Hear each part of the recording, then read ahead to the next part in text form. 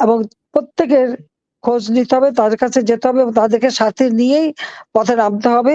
তাদের দাবি আদায়, ভ্যাট, ট্যাক্স যা কিছু আজকে নতুনভাবে দিতে যাচ্ছে, আমি বলব এই ইউনূস সরকারের কোনো অধিকার নাই এই ভ্যাট ট্যাক্স দেওয়ার। ভ্যাট ট্যাক্স দিতে হলে আইন করতে হয়, পার্লামেন্টে পাস করতে হয়। উড়ে এসে জুড়ে বসে দেওয়া যায় না। আজকে অবৈধভাবে ক্ষমতা দখল করেছে। অবৈধ সরকার যা কিছু নির্দেশ দেবে সবই অবৈধ। এবং এই অবৈধ কার্যক্রমের জন্যই, মানে মানুষের অধিকার কেড়ে নেওয়ার জন্য, মুখের খাবার কেড়ে নেওয়ার জন্য একদিন এদের শাস্তি পেতে হবে। প্রতিনিয়ত মানবাধিকার লঙ্ঘন করবার জন্য শাস্তি পেতে হবে। কাজে এই শাস্তি অবশ্যই তাদের হবে ইনশাআল্লাহ। এবং সেদিন বেশি দূরে না, এটুকু আমি বলতে পারি। আমি আছি। হ্যাঁ, জানি। ৫ই আগস্ট তাদের একটাই লক্ষ্য ছিল আমাদের ২ বোনকে হত্যা করা। ১৫ই আগস্ট আমরা বিদেশে ছিলাম, হত্যা করতে পারেনি। সেই খুনিদের অসমাপ্ত কাজই তারা করতে চেয়েছিল। কিন্তু আল্লাহ রাব্বুল আলামিন এবং দেশের মানুষ, আমার পার্টির নেতাকর্মী তো বারবার আমাকে বাঁচিয়ে আনে। ২১শে আগস্ট গ্রেনেড হামলা থেকেও আমাকে বাঁচিয়েছিল। কারণ কিছু কাজ বাকি ছিল। যুদ্ধাপরাধীদের বিচার, কু জাতির পিতার হত্যাকারীদের বিচার এর রায় কার্যকর করা এবং দেশকে উন্নত করা। এই অভিশাপ থেকে দেশকে মুক্ত করেই আমরা বাংলাদেশকে উন্নয়নশীল দেশে উন্নীত করেছিলাম। আজকে আমাদের লক্ষ্য ২০৪১ সালের মধ্যে বাংলাদেশ হবে উন্নত, সমৃদ্ধ, স্মার্ট বাংলাদেশ।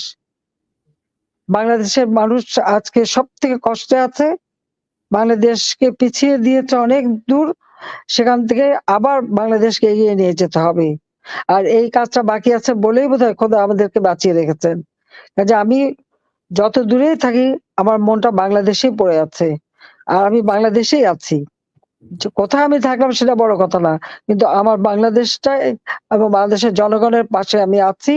সেই বার্তাটাই দিতে চাই। আর এই অন্যায় অবিচার থেকে বাংলাদেশের মানুষকে ইনশাআল্লাহ মুক্ত করব।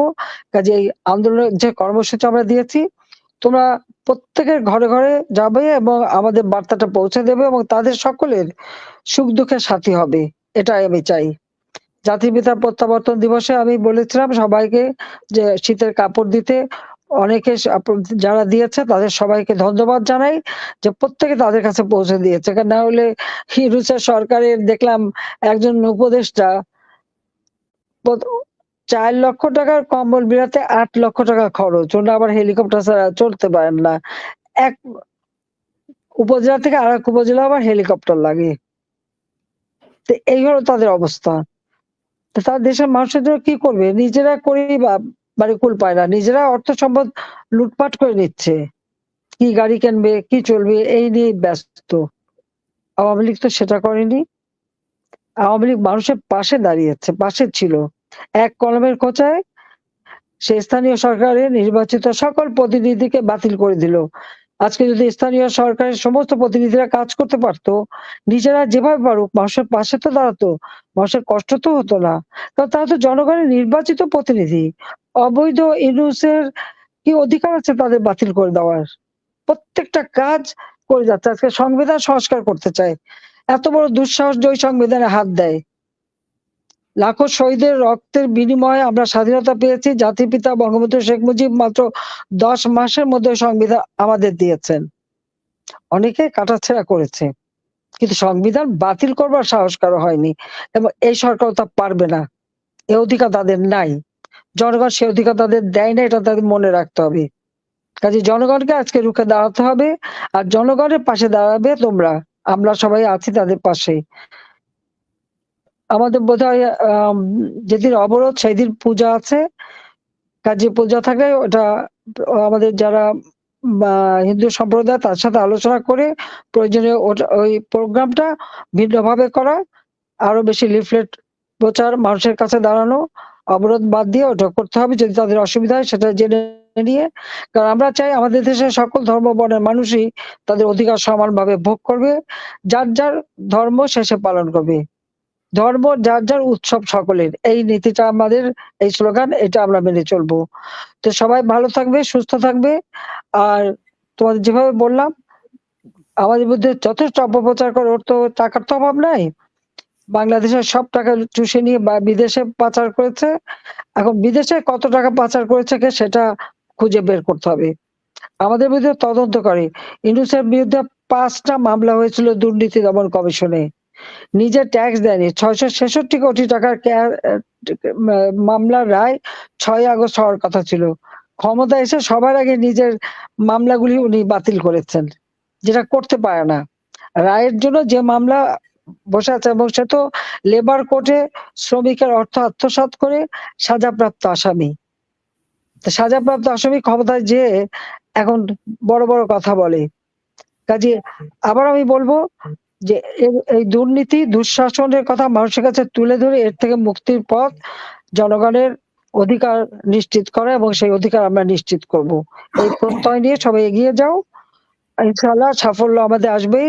জনতার জয় হবেই। জয় বাংলা, জয় বঙ্গবন্ধু, বাংলাদেশ চিরজীবী হোক। খোদা হাফেজ।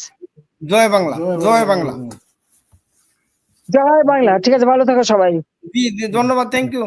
আমি দেখতে পাচ্ছি তোমাদের। থ্যাংক ইউ, ভালো থাকবেন আপনি। অনেক রাত হয়েছে, আমরা দুঃখিত আপনাকে এত রাত্রে। আমি ভালো আছি, তোমরা ভালো থাকো, সাবধানে থাকো। জি থ্যাংক ইউ। আচ্ছা, একটা কাজ। জি জি বলুন।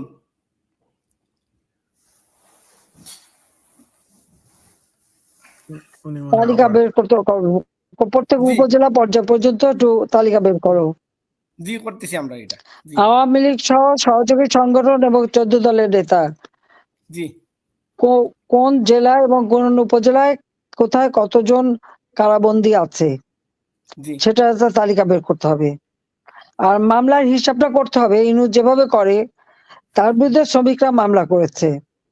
প্রায় ১৬৮ জন শ্রমিক ১০টা মামলা করেছে। সে বিদেশে হিসাব দেয় ওই ১৬৮টা মামলা। তো এখন আমাদের বিরুদ্ধে যত মামলা দিয়েছে আমরা ওই জন হিসেবে করবো। যেমন আমার বিরুদ্ধে আছে মামলা হলো ১০০, এখন বোধ হয় ১০০ কত ৯৩টা না ৯৫টা এরকম হয়ে গেছে। তো ১০০, এর আগে শুনলাম যে ১৫৩।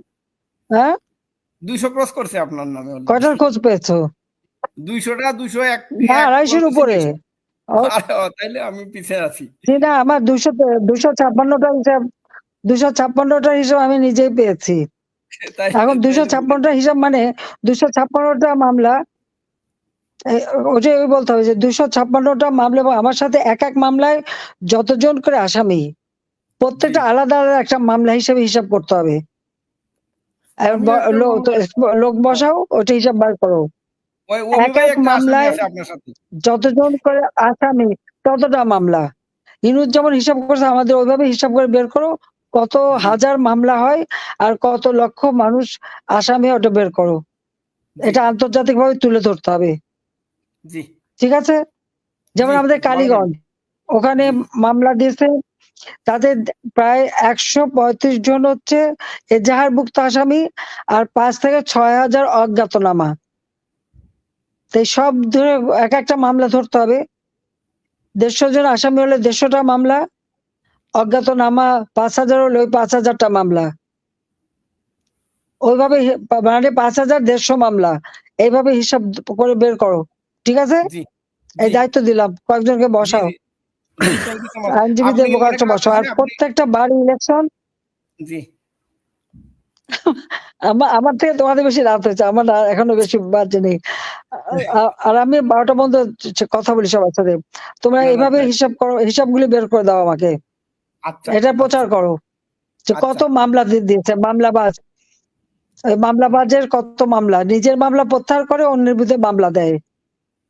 যাবে কোথায়? পার হবে কোত্থেকে?